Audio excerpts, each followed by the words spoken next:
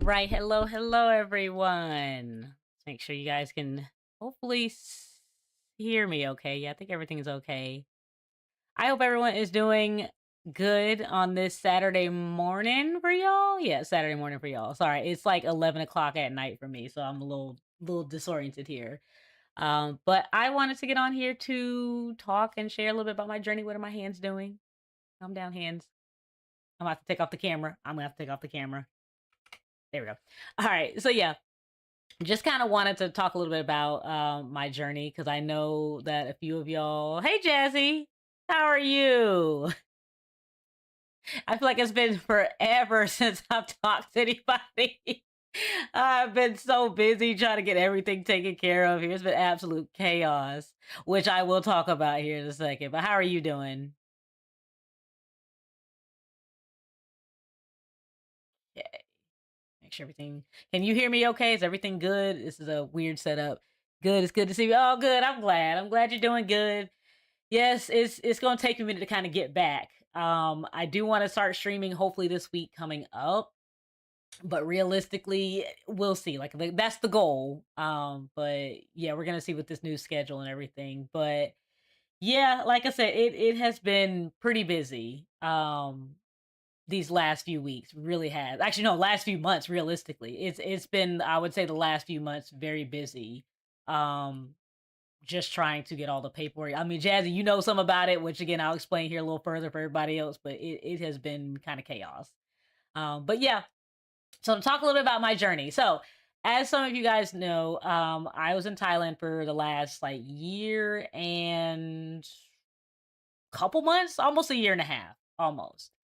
And I remember I think Yanni at the time wanted she asked me like if I wanted to stay and maybe like get citizenship in Thailand. I was like, I had no idea. And I still don't. I still don't know what I want to do. I just want to stay out of America, essentially. So at the time I was like, we'll see what, what's gonna happen. I would say around when I started kind of getting like uneasy about trying to like move around in Thailand because I could not figure out the language. It was probably like last year around maybe like May, June, maybe like yeah, May, June, July, I would say. So I was struggling with trying to grasp the language because it's a very tonal language. And for me, I'm discovering that I can learn a language, it just cannot have tones. I cannot distinguish the different types of tones that like certain languages like Thai, Chinese, Vietnamese that have.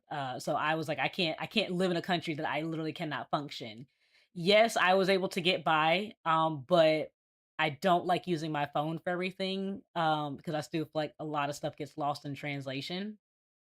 So that's kind of a part of the reason why I wanted to essentially go to a country that I can handle the language. So yeah, so around that time, I would say May, June, July-ish, I was kind of starting to start looking at other countries to see where to go. And a sign, I always believe in a lot of signs, is I was kind of for some reason my Prism live stream, which is like my version of OBS, which is what I use. Every time I would go live, it would kind of pop up and it would say something in Korean. I had no idea why I wasn't in Korea at the time. It just did, which was weird, but it did. So I was like, maybe that's a sign. Maybe I need to go to Korea. And I was learning Korean, I would say about 2, 3 years ago. I had started learning because I kind of gotten back into K-pop a little bit. Courtesy of Stray Kids, they kind of helped pull me through some depressive times. So I started to kind of get into learning the Korean language so I can kind of listen to lyrics and things like that without having the subtitle, but translation and stuff. So I started learning, and when I had learned through like the Egg app, that app was actually fairly easy for me to grasp the language. So that's what I kind of started to do was learn Korean, and I'd gotten not like far enough to like fully converse, but I'd gotten through the alphabet and like the vowels, and it was actually very easy for me to get. So I was like, all right. So yeah, that's kind of why I chose Korea again. I was like, well, I was able to pick up on the language about 2, 3 years ago. So I was like, let's, redo it again since I still have the app on my phone. And yeah, so that's why I chose Korea. Now, the process I will say of coming to Korea has been an absolute nightmare. I'm not gonna lie. I thought the universe was giving me the sign at first, but then like the universe kept pulling back and was like, no, no, no. And I was like, maybe I should have listened to the universe, but I was like, it's too late now. I'm here. But the process essentially was really hard. So going to Thailand to become a teacher, an English teacher, because that's what I'm English teacher essentially. It's actually fairly easy. You just need to have your degree. I think it's got to be like maybe notarized. Mine was the original degree, so I didn't have any issue with that. But I think it has to be like notarized.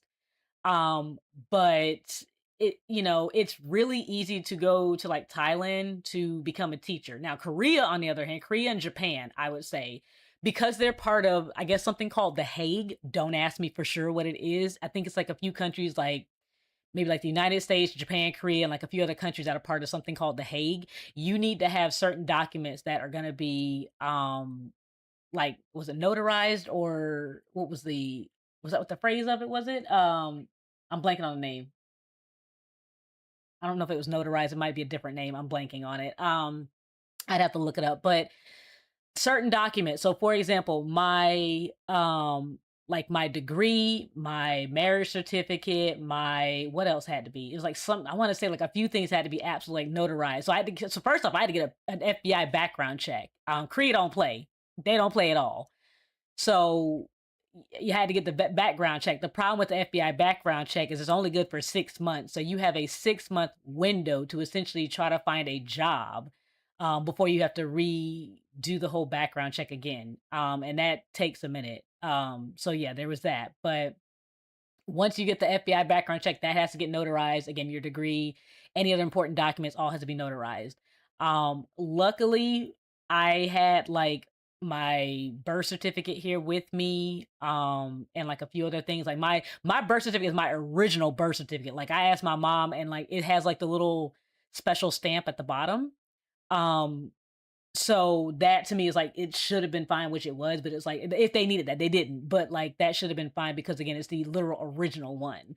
But yeah, a lot of that stuff has to be like officially documented for like the countries that are like part of the Hague in order for them to kind of recognize your documents. Like you cannot say, "Hey, this is my original degree. I got it from my college." They're like, "We don't care. It's got to be notarized." So you have to get that done. Who I went through Monument Visa is the company, and they're fairly quick with getting a lot of that done. I would say, took about a week, maybe two at the most. It's just expensive. I had to have a lot of that stuff expedited to me very quickly, so it cost wise started to kind of add up. But yeah, so I mean, the process overall, it took. I mean, trying to get all the paperwork between the FBI check, all the stuff notarized, like all of that. I started job hunting for Korea in like November, and I officially got hired. It's tricky because I'll explain the story on how I got hired. I got hired twice technically, but I officially got hired with the current job that I'm at now. Mm, End of January, I would say. Yeah, so probably like middle to end of January is when I officially gotten hired with the job that I have.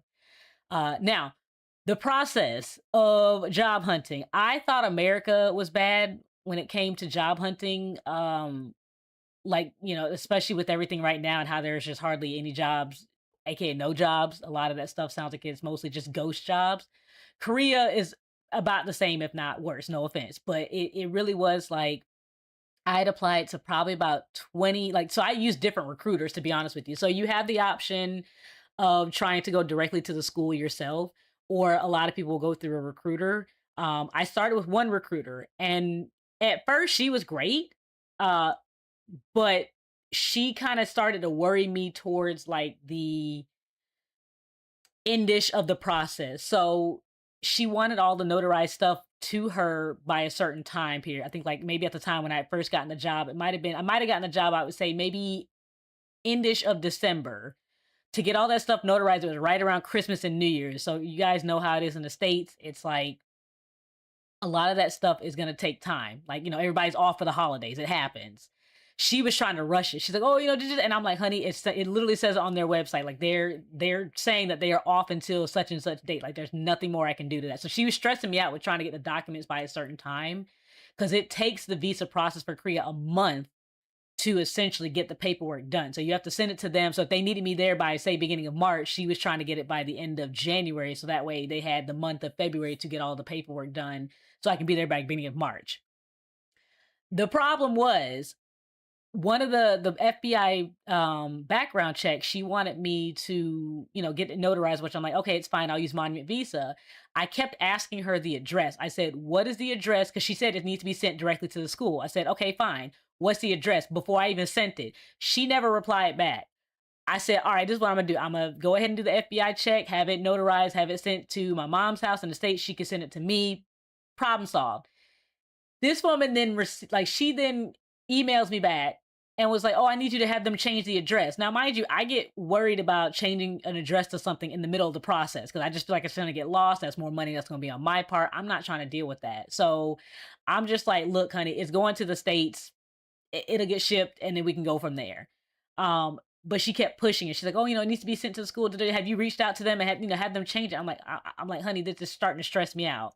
Um, on top of that, there was a lot of, I wouldn't say a lot. I'd seen about 4 different TikToks of American people who were going to different countries who had their passport in hand and were essentially being almost like denied entry because they said their passport was like lost or stolen, even though it was literally in their hand. So that it freaked me out going, well, shit, if I leave Thailand, am I gonna get to Korea and it's gonna be some issue? Like, I mean, I'm already over here. Should I just stay put? So I was getting really worried. So at one point I was like, let me go ahead, and I had to unfortunately tell the woman, I was like, I'm gonna have to like hold off. Like, I'm sorry, I accepted the job, I appreciate it, but I'm gonna have to hold off because I was just really worried about leaving, and then they're saying, oh, well, you have to go back home, and it wasn't like, hey, go back to Thailand, more like a, hey, you got to go back to America, and I wasn't trying to have that. So I had gotten worried, and I just decided to kind of essentially just unfortunately take that job and just say, okay, I can't take this job at this time. I'm a little upset because the job was I would say it was a dream location. It was in Busan. And that's further south in Korea. And that's where I want to be again, coming from Thailand, where I'm used to the heat and I'm having to get used to the cold. At least I'm trying to go as further south as I can. That to me, would have been the better option, but yeah. So that, and then the pay was a bit higher than what I'm currently making. Not that much, but it was a bit higher. And then they had like their contract to me was a lot more solid than the job that I'm at now, I would say. But I had applied to essentially overall like 20 jobs and had only gotten really an offer from 3 total. Yeah, 20 jobs, I got an offer of 3.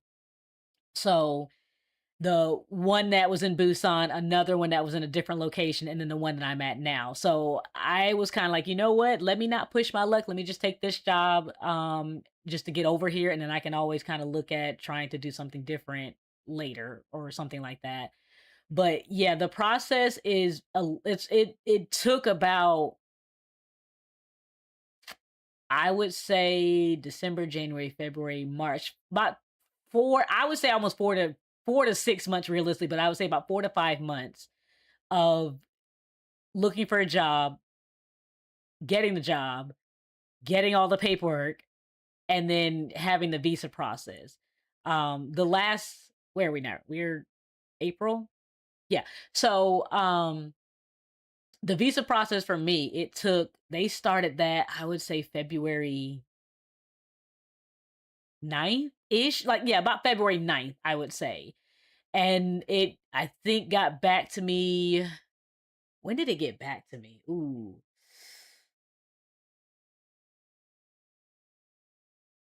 I wanna say it got back, but then I had to go down to the embassy. I had to go to the Korean embassy in Thailand. So, like, I wanna say it probably got back to me maybe beginning of March, but then I had to go down to the Korean embassy to give them my passport to, like, finish the process. So it's almost like a two-tiered process.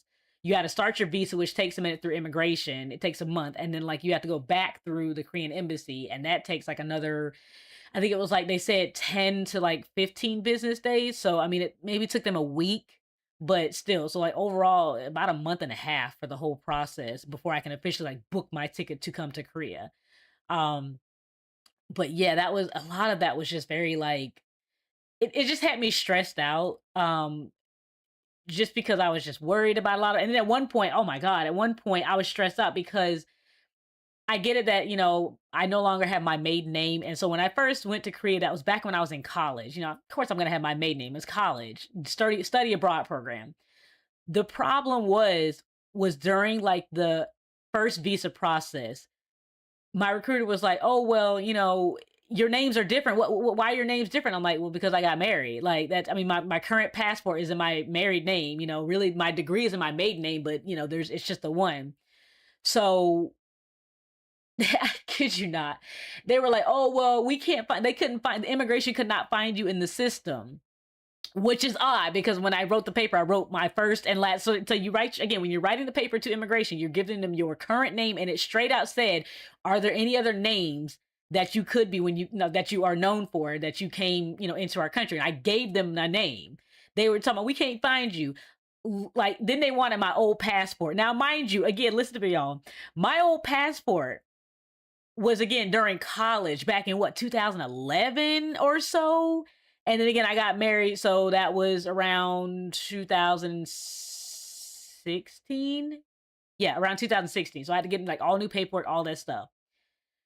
Luckily, I had my old passport with my maiden name, because I will say I thought there was something at some point where they were taking old passports and they were like keeping them, like the whoever it is, the not the IRS, but whoever does the passports. Like I thought with our government they were taking our passports and keeping them if it's old, or if you had to like do a name change or something like that. At the time I managed to have it on me, and again, thank God I have all my paperwork here in Korea, because I was able to take a screenshot of my old passport, which had my maiden name, and send it to them. And then it was, no issue after that. But it was, I mean, it was like one of the most annoying things ever. Like, you asked me my maiden name, I gave you the name. What do you mean you can't find me in the system? Mind you, I didn't have my middle name on my passport when I was in college the way that I have it on my current passport. It's like so my current passport has my full legal name, first, middle, last. My one in college was just my first and last. I gave them my first and last. I don't know why they were struggling to find me. That's just again, it's two different passport numbers, but that shouldn't matter. So yeah, there was kind of that issue with that. But again, luckily I had everything on me paperwork wise and was able to kind of get it done. But it was almost like everything, it just felt like everything was trying to stop me from coming to Korea. And at one point I was like, maybe I should pull back a bit. Because it was hard trying to find a job. I mean, out of the 20 interviews, I kid you not, I had, oh my God, like I'd say 3 to 5 interviews where we get on there and within the interview was done within 3 minutes. Kid you not, it was interview gets on there, asked one question. Okay, that's all we need from you. Is there anything else you want to know about me or know about my teaching style or anything? Oh, no, that's everything.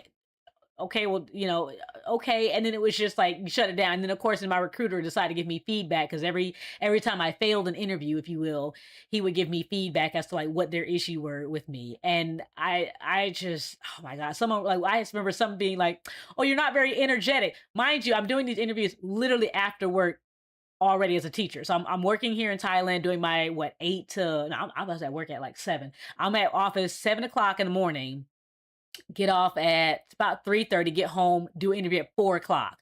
So I'm exhausted. I'm trying to be as cheerful, as possible, trying to be energetic, but it's just like, oh, you're not energetic. Oh, I'm so sorry. When you ask me one question, how the hell am I supposed to be energetic with one question?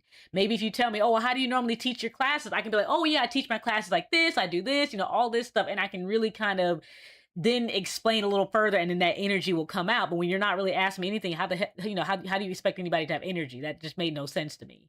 I had one who straight interview went so well. I mean, we were like talking to each other. I mean, we were just going back and forth. It was like, yeah, I'm like, oh, she seemed cool. Like, okay, I might like to work here. And then she, "You have any questions for me?" I proceed to ask questions. Now, listen to me when I say this, y'all. I'm autistic.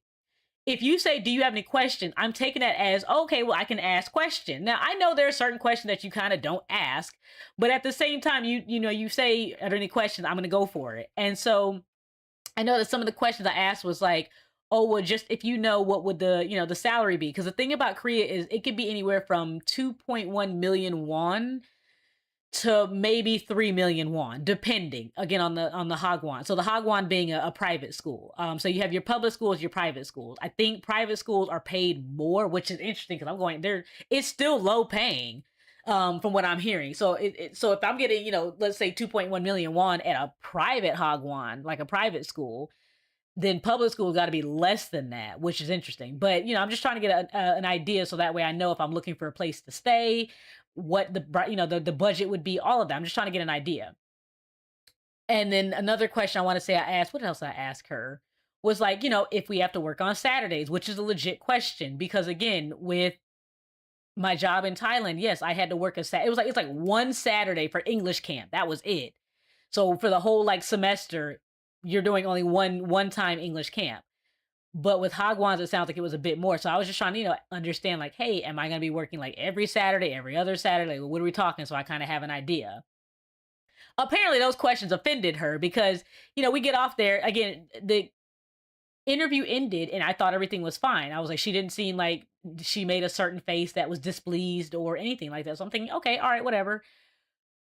Apparently not. She got offended. So I get an email back from my recruiter say, "Oh, well they were a little upset about the questions you asked and you know, they think that you're a little too detail oriented." I'm like, "How is that bad? Like what do you mean detail oriented is bad? It's not. Like especially for a teacher job. You want me to be detail oriented. You want me to make sure I'm able to do the job well, to grade homework, to, do lesson plans, to do whatever I need to do. Like that's not a bad thing, but like I was like, you know what, whatever. So didn't get that job, but I had more than a few that were kind of like just like that. Like the interviews were like very short, and it was kind of, and I think it was like the moment I got on camera again. Now you see a bald black woman, and it's like, oh, well, we weren't expecting that. Which, mind you, they force you to send a picture in before you can even get to the interview stage. And I had another one who was like, oh, yeah, we'd be interested. Oh, you're in Thailand. Oh, yeah, you'd be right over here to Korea. It'd be nice and easy. Oh, can you send us a picture? Send a picture. Oh, we don't really have any jobs right now. Interesting, because you just applied, you just posted that job yesterday, which you mean you got no job. So I'm just like, yeah, I knew it was gonna be some issues, if you will, coming over here. But I was like, you know what? I was already on it, and I just kind of want to push through and power through. I was like, Korea was already on my mind. I had really no desire to go anywhere else. Um, so I just kind of was like, let's just get through it. But it's been a bit of a nightmare. Even I hate to say, even now that I'm here, it's still a bit of a nightmare. So I wouldn't say it's nightmare in a bad way. Let me not say it like that. It's more of, so first things first, I almost missed my flight coming here. No lie. So when I booked the ticket, I booked it for March 26th at like 2:30 a.m. My brain when I booked it wasn't exactly thinking like, I don't know how to explain it to you guys the best way possible. When I was thinking March 6th at 2:30 a.m., I think my brain was thinking like on like March 26th, like later that night. So the whole day of March 26th goes by, and then that night I get on the plane at 2:30 in the morning, and it would be March 27th. But I wasn't thinking that at the time. I was thinking, oh, March 26th, 2:30 a.m. Was not thinking about that.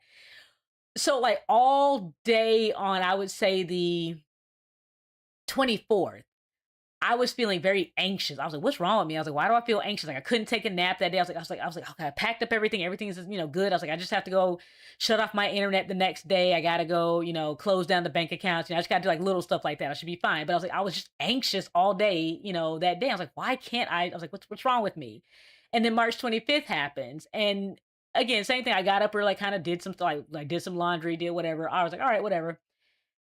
And then tried to take a nap about, I would say try to take a nap about 1 or 2 o'clock ish. Couldn't go to sleep. So I was like, all right, let me just get up, get on TikTok. And then I come across a TikTok, and it was like, they were talking about with like the Philippines and how with this current situation, with the war, they were essentially going through an emergency national declaration. And I said, well, shit, I'm in Thailand. The Philippines hitting a national declaration, they ain't got no gas. Thailand probably is not too far from that.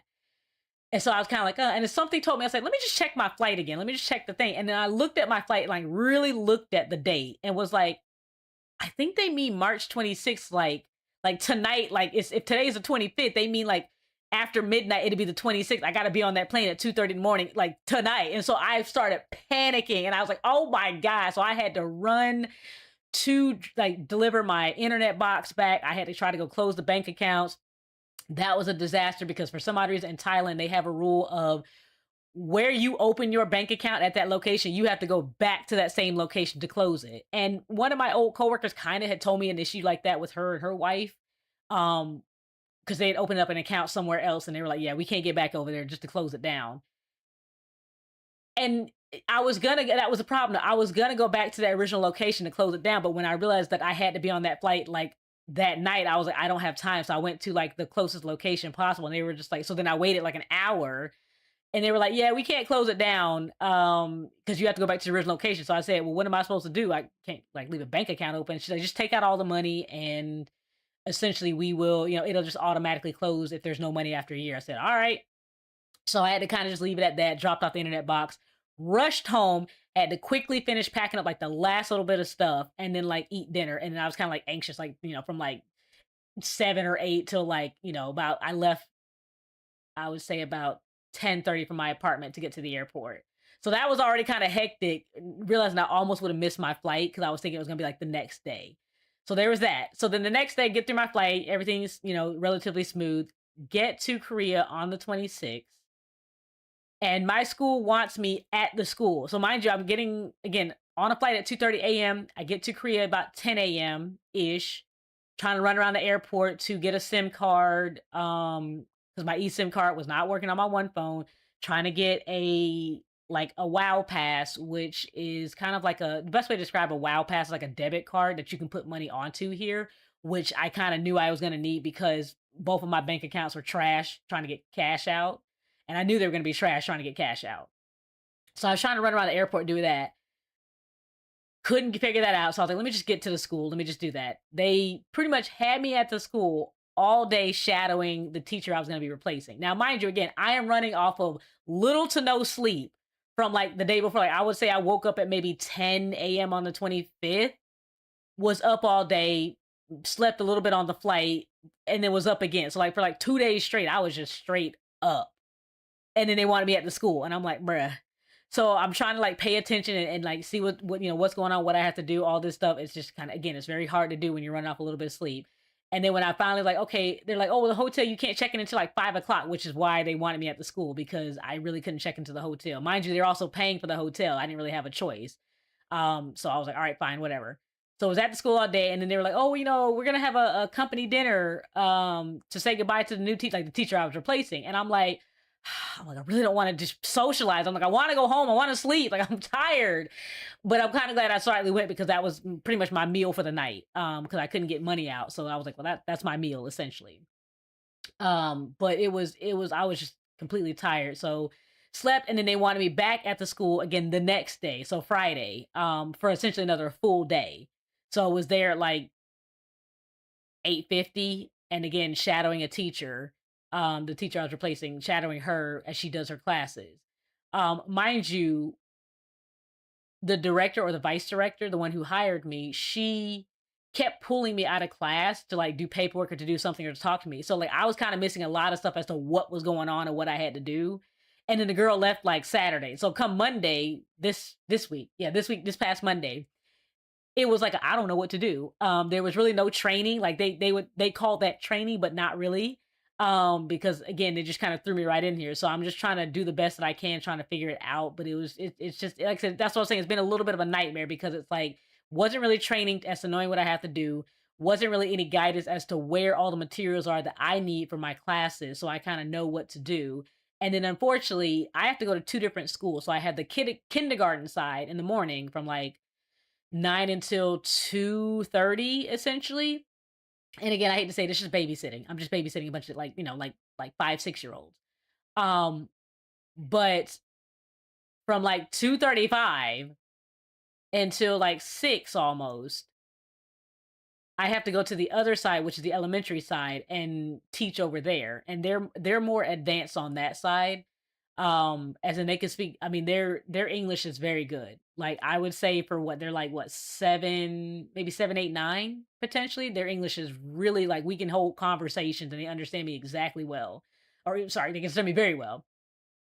So with that though, we essentially are rushing from the kindergarten side to go over to the elementary side. And as soon as we get there, there's no break. It's like you have to immediately go straight to class. So when you're, again, not knowing what to do, what books you have to grab, what's happening, you're just like, huh? What's going on? So it's like I said, it's been a rocky first week just because I have had no clue on how to do the job or what to do. I did stay late yesterday of my own free will, no overtime, but just to kind of understand like what next week's plans are. Like, what am I have to teach? What books? What pages? What's going on? I already had one parent reach out to me because, no offense, I can see this child's gonna be a problem. He's one of these children that will just run and tell his parent everything because he just does not like you. Mind you, I would say he feels like the oldest of the group, so maybe 9 or 10, maybe 11. He might be pushing. I don't know if he's 11 because I think the cutoff is like 10. But there was an issue with one of the audios because I have to apparently use my personal phone to scan a QR code to play an audio in this class. Like there should be something already done, but I don't know why. And apparently I was struggling with it because they wanted SoundCloud. I didn't have SoundCloud on my phone. So I said, I'm just going to read it to y'all from the book, leave it at that. This child was pretty much whining, bitching, and complaining the whole time. Proceeded to go home, tell his dad.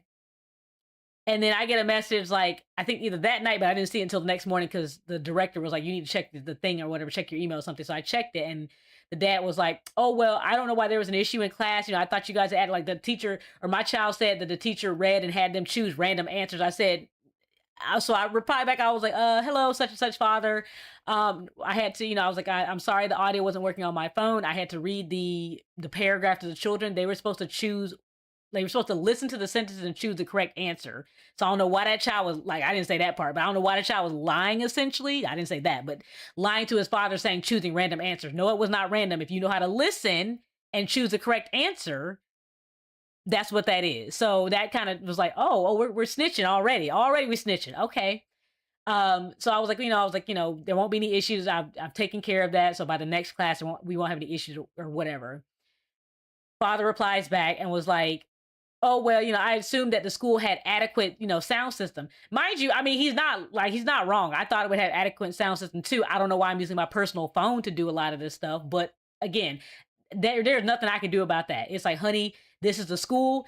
This is what they have. Unfortunately, they're not telling y'all and y'all are paying for these schools. I don't know. But it, like I said, this one, he's like, okay, I can see right now he's going to be my biggest like op. No offense. I hate to say that. Never have any enemies, especially when it comes to a child. But it's like, I can see right now he's going, he's testing me a bit. You can tell because he tried to do it Friday, where he was like, "Oh, well, teacher such and such didn't, she didn't have us do this, and this is not how we do it." So like, I went to the director, the vice director, and I said, "Hey, look, I was like, is this what we have to do for this?" She goes, "Yes." I'm like, "Okay, can you come and tell them?" And the moment she came in, and that all of a sudden it was like, "Oh, okay." I'm like, "Yeah." So note this up. I'm gonna have to keep pulling her back until they can kind of understand that what I say is what I'm saying. Like I'm not like not my authority. I don't want to be like that, but it's almost like this is what I'm saying. This is what it is. Don't try to challenge me on it. Like just leave it. Just do the work, be done, go home. That's all it is. It's like do the work, go home. But yeah, it's been a rough like bit of a time. I'm gonna be honest with you. I just have to get used to it. To be honest with you, it's a change. It is a different. I knew it's gonna be different from Thailand because Thailand is very easygoing. They do that, it's very, they call it what sabai sabai, which is like very like go with the flow of it. And it really is over there versus like Korea is very, strict when it comes to like their education. And I get it, especially with like the students here, like their English is very good. Thailand, it was one of those, I was teaching middle schooler to high schoolers and their English, for some, their English was really good. For others, they were struggling. Especially with knowing English pretty much their whole lives. Like they've had English since they were kids and a lot of them were still struggling trying to do basic words. So I know that there's a difference that there's, the education here is a bit more stressful in Korea, which is why I'm trying to do my job well. And I think that's why it stresses me out when I'm not given the tools or training that I need to be able to do my job well. So it's been a hectic process. Like I said, it's going to be an interesting year. I still want to stay in Korea, I will say. You said what, Jazzy? You said, yeah, that would be stressful. Goodness, I'm glad you made it and it will work out. Yeah, it will. Like I said, it's all gonna work out. It will. I just have to unfortunately get into my mindset that I've always had my whole life, which is nobody ever helps you. You got to figure this shit out yourself. And I hate that because again, being autistic, I crave communication. I would prefer people to just be honest and open about stuff and just tell me what I have to do. I will say one of the teachers who I'm so sad he'll be leaving, he has been absolutely helpful. Like he's leaving, I think, at the end of this month, but like the moment I came in, he's like, if you have any questions, please let me know. He's like, oh, you need to download this app because you're gonna have to do, homework. Da, da, da. I mean, he has been the most helpful in helping me do my job. Even when I tried to, even when I was staying late yesterday, I told him, I was like, hey, yeah, am I allowed to stay late, in the office to do stuff? He's like, yes, no problem. He's like, do you want me to stay with you? I can, answer any questions. I was like, no, no, no, I don't want to ruin your weekend, but I appreciate your help. But it was like, that was the only person that really genuinely wanted to help me. But it's when I was like, I will figure it out. I always do. I hate when I get into situations like this because it really does put a lot of stress on me, and it just makes it stressful for everybody else too, especially for the students. Because again, when you're not telling me how to do my job, then it goes to, again, let's run and tell mom or dad, and then it becomes a whole issue. So yeah, like I said, it's been an interesting process, but I just have to push through. I got this. Thank you, Jazzy. I appreciate it. Yeah. Yeah, I will. Like I said, I'll get through it. But yeah, like I said, the whole process has been a very interesting journey. So it's just starting. I do want to get back into streaming, which depending what time is it right now, I might play a game tonight. But I will say that the streaming schedule for me, because my schedule now is like 9 a.m. to 6 p.m. I get home, I would say about 6. I need to take a shower. I need to eat. I could probably start realistically playing games around maybe 7. And then probably do like, I would say no more than like 7 to 9. 9 is pushing it, like 9 o'clock. And I got to go to bed like 10:30. Um, so I want to start doing streaming again. The setup I have, I've done the best that I can with what I got. My monitor is here, my PC is here, all that stuff is here. But like I'm back into a studio apartment. So the space that I had before it is, no longer big. I have the tiny space. So we're gonna make do what I got. Right now I'm literally streaming on my bed because I don't have a chair. I don't have the option, but we're doing what I got. We're making it work. But yeah, so I will probably start streaming, maybe not Mondays, maybe Tuesday, Wednesday, Thursday. And then I know I was streaming Just Frights Friday, which is early Saturday morning for me. Because I'm in a new country, I want to explore, which this is why I'm also on my Gems Misadventure channel. If y'all haven't already, subscribe over there. But my Gem Misadventures channel, I want to start putting more content up again on that. Meaning I got to go out and start exploring. So I will probably not do Saturday. Well, Friday nights for y'all, Saturday mornings for me. I might do Saturday night for me, which is Saturday morning for y'all. That way I can do a whole adventure thing, come back, take a nap, and then like stream for y'all. So we'll probably just do that. But yeah, I want to get back into streaming. So far, I have not heard my neighbors on either side of me. Um, I know that they live there. I've heard, I wouldn't say a door closed leaving, but Imma try not to be screaming too much because again, I don't know how, like, the walls feel thick, but I can also hear my neighbor upstairs rolling around on their chair, so we'll see. I gotta calm down on the screaming game just a notch to get an idea. Let me also get some more, like, foam padding stuff so I can try to insulate just a bit more so I'm not, like, hooping and hollering. Because again, I can get away with it in Thailand because it's Thailand. In Korea, it's like, I don't need them on me, like, they're very strict here. I do not need them on me about that, so yeah. But yeah, I feel like that's my journey. I'm trying to think what I've missed. I don't know if I've missed anything. I might have missed a lot, but I would say like for anybody who does want to like travel to again like Japan, Korea, anything like that, please, please, please get your documents in order, like your birth certificate, marriage certificate, divorce certificate, degree, all of that. Get it like notarized. Like I said, I have to double check on the name. I'll put it in, probably the comments to make sure. I think it's notarized. I think it's the correct term. But you do need to have that done. Like you have to have the official stamp done by the what is it, the United States? Who is it? I don't know. It's like the United States somebody. You have to get it officially done for other countries to even recognize it. So double check which countries are in The Hague, which, like I said, I think it's Japan, Korea, America, maybe a few other countries. And see if you need it. Like I said, countries like Thailand, Philippines, Malaysia do not need it. They're a little bit more lax over there, but places that are a little bit stricter when it comes to their like visas and things, you do need to have a lot of that information already. But yeah, have all of that done and bring it with you. Like every important piece of paper that you can think of, social security card, all of it, bring it with you. Cause that's what I did. Like when I left America, I left with everything, all of it. So that way I don't have to worry about trying to reorder it or do anything like that. So it's good. But yeah, just do that. And like I said, if you have any questions, let me know down in the comment section on Jim's Misadventure channel. Yeah, I will try to answer any questions as best as I can. I know I rambled, sorry. It's just kind of trying to think about the whole process and how it was. But yeah, I mean, like I said, I'm just still trying to, I'm still a little overwhelmed, but I'm still trying to get used to it. This is like the first weekend since I've been here. Well, the second weekend or third, second, second weekend. Sorry, second weekends I've been here that I'm just resting and relaxing. So I'm in my apartment, didn't do really anything today. I went out grocery shopping. Love that I have a grocery store right down the street from me. Love that. It's like 5 minute walk. But just kind of rest and relax today. Next weekend, I want to do the cherry blossom because right now is the cherry blossom season. They said it started early this year, so it goes on this weekend and I think next weekend. I didn't want to do anything this weekend, so I'm hitting it up next weekend. So I should hopefully have some content for you guys on that. So no streaming probably next weekend, maybe not depending on how I feel. But I will have a video up for that. And then like I said, I'm just going to try to do depending on money cuz I have some money for now, but yeah. Oh, speaking of money, real quick last thing. Well, depending on money, what I was gonna say was I will try to do maybe like 2 excursions or 2 things every other weekend. So like twice a month, I would say. So one weekend do something, skip it next weekend and do something like that. So I kind of keep the content going because there's still a lot to do here. But what I want to say about money. So how much to have when going from country to country?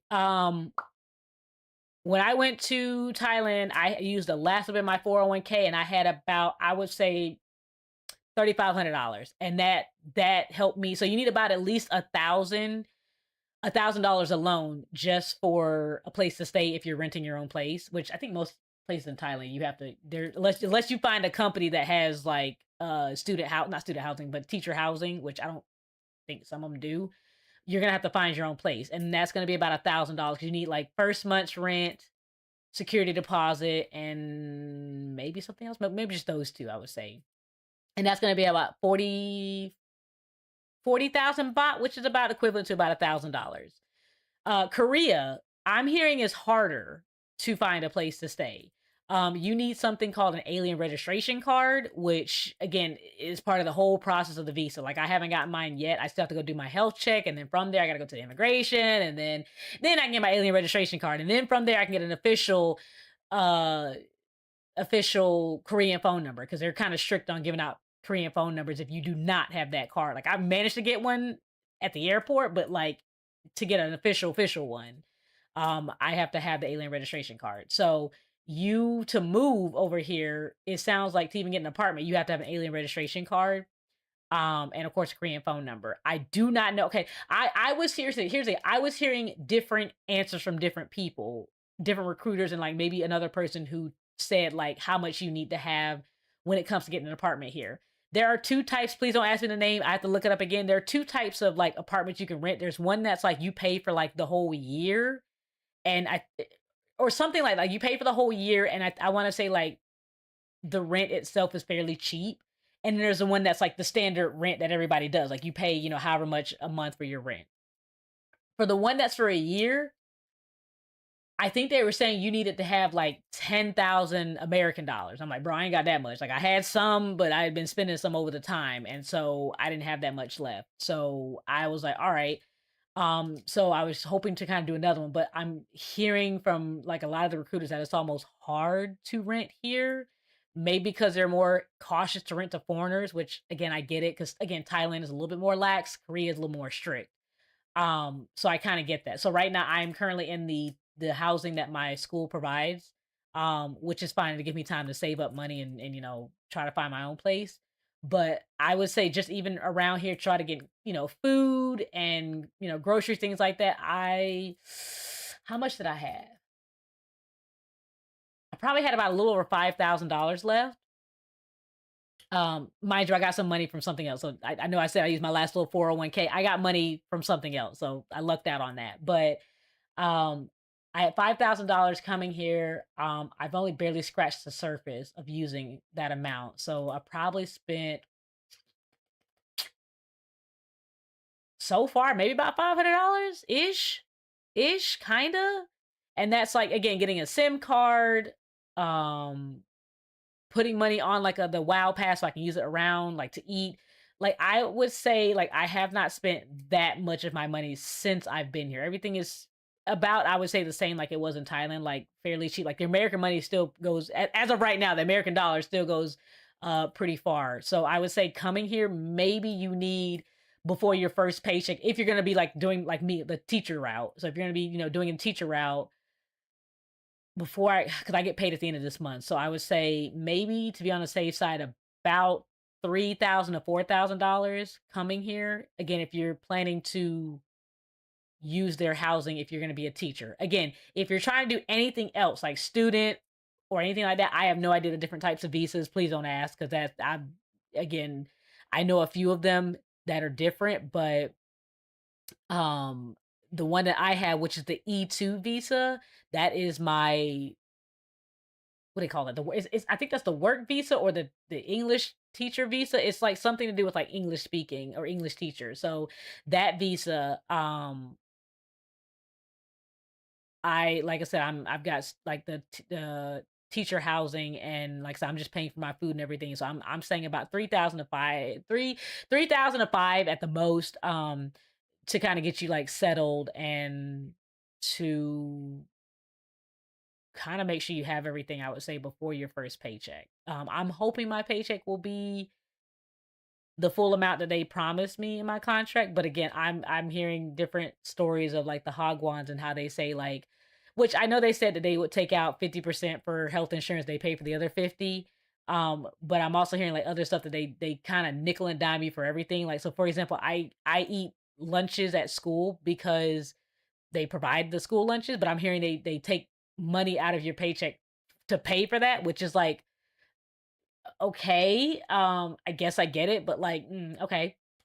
So we'll see what my overall paycheck will be at the end of this month. I'm just hoping it's closer to the amount that they promised me and not less because I'm like I said, I've heard kind of horror stories that, sometimes people will say that they don't get the full, let's say if they get, 2.5 million won, they're only getting maybe 500,000. I'm like, you better be joking. So yeah, we're gonna find out what's gonna happen. Like I said, we will see. Um, yeah, but I think I cover everything. I know I rambled. I'm sorry. I know I'm talking about a lot, but yeah, I would say, like I said, coming here again, if anybody's interested in being a teacher, in any other country, I can give you like information on, like the process of both Thailand and Korea, what companies to use, especially for Thailand. I would happily, gladly recommend my company, um, that I use because they were really good in doing all the visa stuff. They took care of it. They were on top of it. So a lot of that stuff was already kind of taken care of for you. I was really worried, but they kind of again reassured you and they're on top of their stuff. So I will say that company is very good about that. But I also just ultimately left Thailand because of the combination of the language, but a combination with a lot of their visa stuff too. Just because it was like even on a teacher, even with the work, like a working permit, and essentially being like a teacher there, I still had to go do my visa process. Like my job took care of it, but I still had to give them my passport to do the visa process like every 90 days, which is like, but my working visa says I'm good for a year. Why do I have to go every 90 days to check in if anything? So that's kind of ultimately why I also left is like they seem like they are struggling with their visa process. Like their government doesn't know what they want to do. One actually I think I just heard recently too that they're now about to go back to the 30-day, like if you're going into the country, used to get 60 without a visa. Now they're pushing it back down to 30. They introduced that back, oh my God, when was that, last year? Because I remember talking about it at some point on like Blue Sky, maybe a couple months after I gotten there. So they had talked about it, didn't really enforce it, and now they're going back to it, I guess, again. I don't know. So that's kind of also why I left it, because Thailand just feels like they're very like wishy-washy about their actual like visa process, and that worries me because I'm like, I can't be getting kicked out the country because y'all don't have your own rules taken care of for your own country. Um, so yeah, so ultimately that's why I left. But again, if anybody has any questions on that, please let me know. Sorry I rambled. I know it was a lot. But just kind of want to kind of get that information and kind of talk about the process of it. But yeah, happy to be here. Gonna work through it like I always do. Like every job that I get, it's always a struggle because it's always it feels like a force is always trying to stop me, if you will. Same thing happened when I worked at Disney and all these other jobs. Like it's always like right at the beginning, it's always some shit. But I always managed to figure it out and, you know, get it done. Good info. Okay, good. I'm glad. Like I said, if you have any questions, let me know. I'm sorry. I know I rambled a bit. But yeah. So that's it for that. What time is it? It is it's almost 11. That it's good. Talked about an hour. That's good. I think I'm gonna play it is a horror game. It's called Out Fishing. I think I'm gonna play that game for y'all. I'm hoping there won't be too much screaming involved because it is getting late at night, but it is Saturday night. So I'm kind of hoping everybody's out and about. So I am going to get that set up right now for y'all. So for right now, I'm going to take a quick break in over on YouTube. So again, for those that are on YouTube, please give my channel a follow, Gem Misadventures. Again, if you have any questions or if you just want to kind of see the different videos I will have of, you know, my time in Korea, even in Thailand, a little few videos I had in Thailand. Please give it a like, follow, do all that fun good stuff. So yes, I'm gonna go ahead and end it from there. I will see y'all. Stay on Twitch, but I will see y'all on Gems Misadventures next time. Bye.